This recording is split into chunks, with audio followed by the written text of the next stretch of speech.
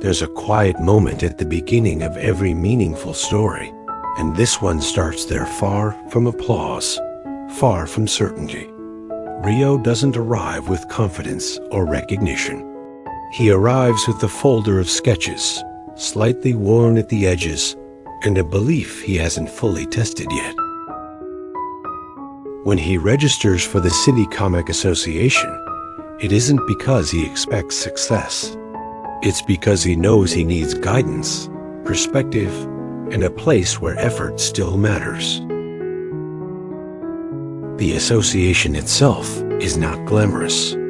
It meets in shared spaces, borrowed rooms, places that smell faintly of paper and coffee.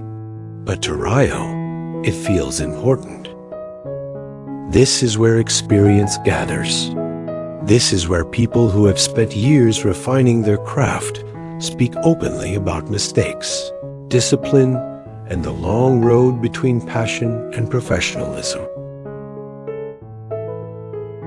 Ryo sits near the back at first, listening more than speaking, absorbing not just advice, but tone how people disagree respectfully, how ideas are challenged without being dismissed.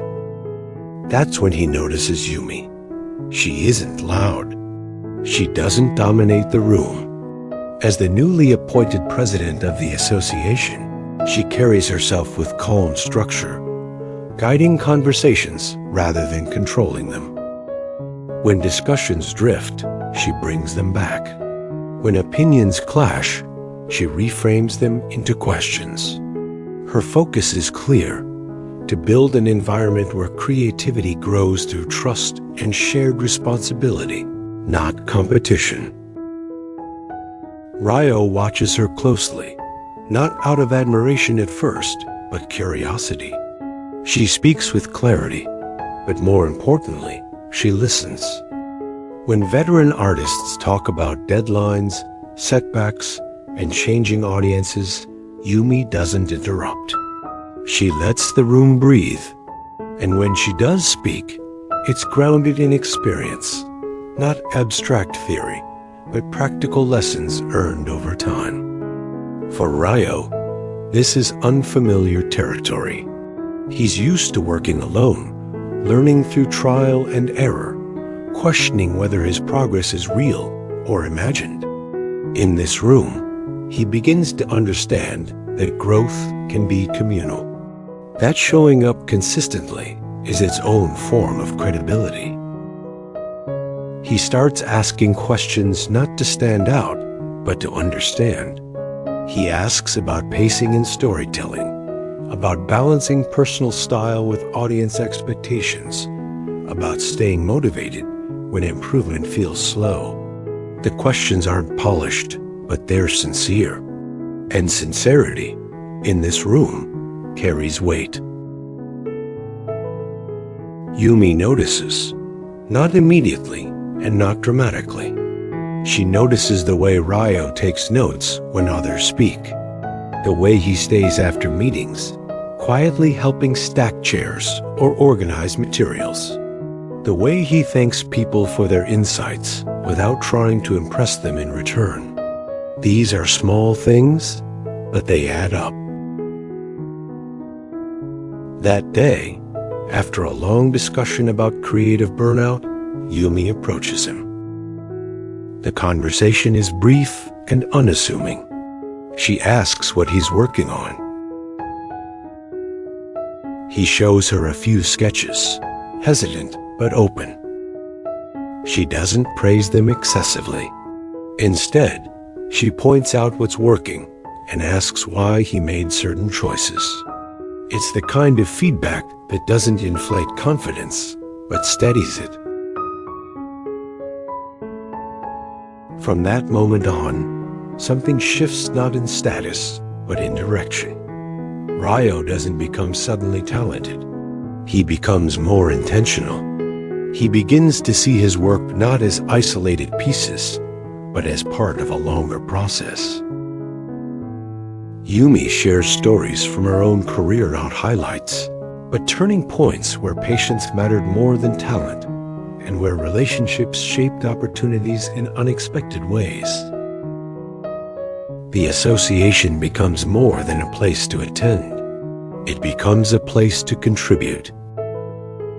Ryo volunteers more often, participates more thoughtfully, and learns how collaboration sharpens rather than dilutes creativity.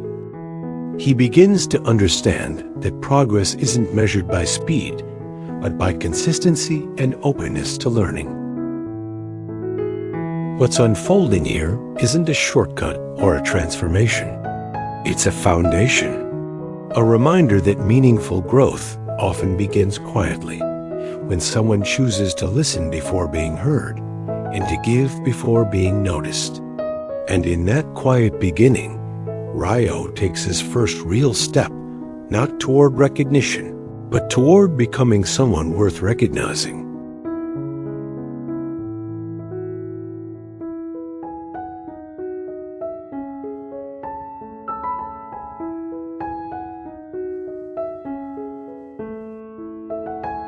As weeks turn into months, Ryo's presence in the association changes in ways that are subtle but unmistakable. He no longer sits near the back out of hesitation, but out of habit, still listening, still observing. Yet now, when discussions open, his voice occasionally enters the room, not to dominate, not to challenge authority, but to add clarity. He shares observations, small insights shaped by hours of practice and reflection.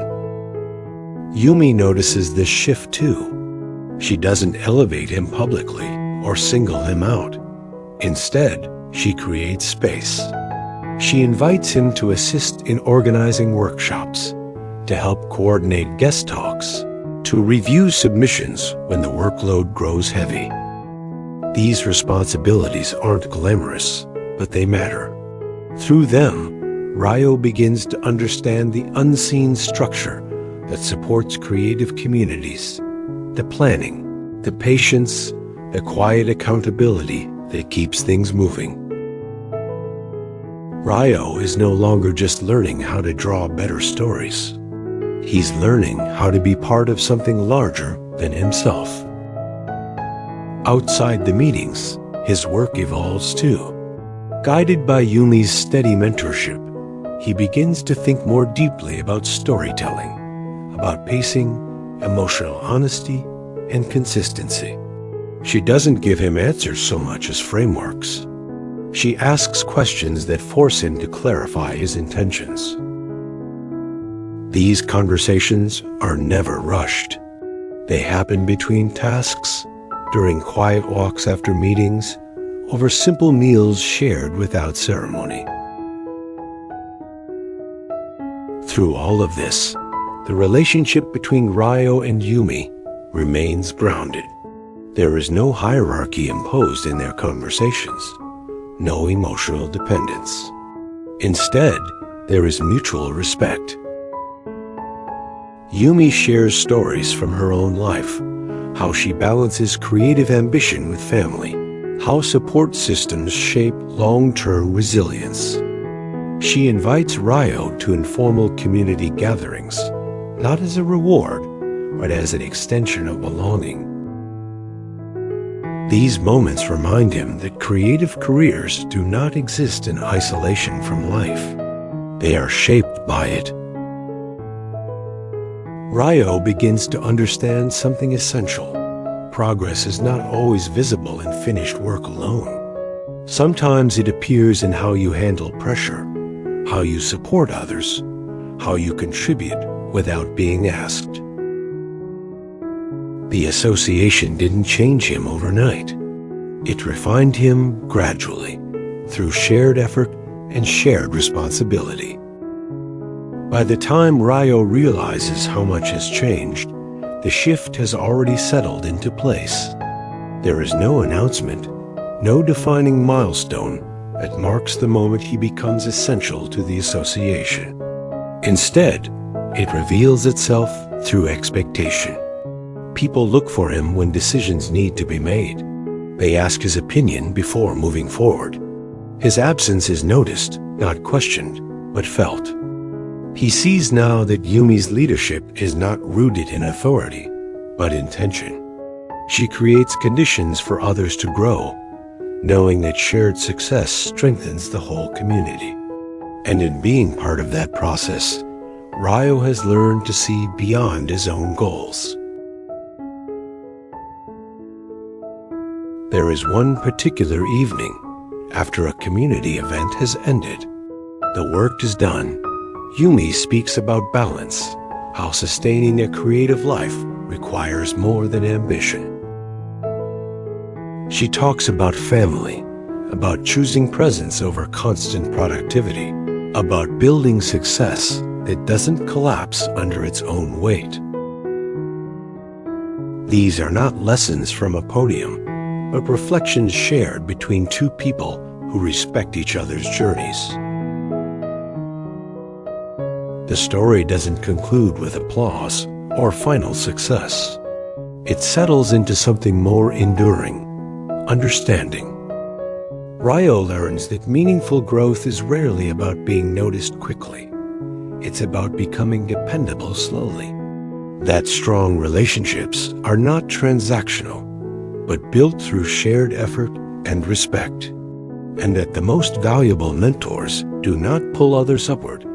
They walk beside them until they no longer need to lead.